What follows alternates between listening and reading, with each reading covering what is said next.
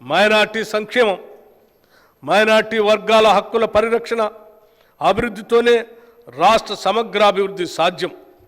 దాన్ని గుర్తించిన మా ప్రభుత్వం మైనార్టీల సంక్షేమం కొరకు పలు చర్యలు చేపట్టింది. బీసీ, ఎస్సీ, ఎస్టీ విద్యార్థులతో పాటు మైనార్టీ విద్యార్థులకు 2024-25లో యూపీఎస్సీ సివిల్ సర్వీస్ పరీక్షలకు ఉచిత శిక్షణ ప్రభుత్వమే చేపట్టింది. దీనికోసం అనుభవజ్ఞులైన ఆచార్యుల సేవలను వినియోగిస్తున్నాం. శిక్షణ అత్యంత ఆధునిక విధానంలో ఇవ్వడంతో పాటు లోకల్ విద్యార్థులకు నెలకి 2,500 రూపాయలు, నాన్ లోకల్ అభ్యర్థులకి 5,000 రూపాయలు స్టైఫండ్ కూడా ఇస్తున్నాం.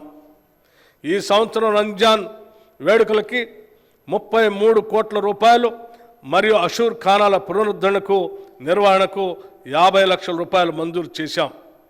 జనవరి 2024లో జరిగిన తబ్లికీ జమాత్ ఇస్లామిక్ సమావేశానికి 2.40 కోట్ల రూపాయలు విడుదల చేశాం. ముస్లిం సోదర సోదరీమణుల హజ్ యాత్రకు 4.43 కోట్ల రూపాయలు ఈ నెలలోనే మంజూరు చేశాం. మైనార్టీ సంక్షేమ శాఖకు ఈ బడ్జెట్లో ఎప్పుడూ లేని విధంగా 3,003 కోట్ల రూపాయలు ప్రతిపాదిస్తున్నాం.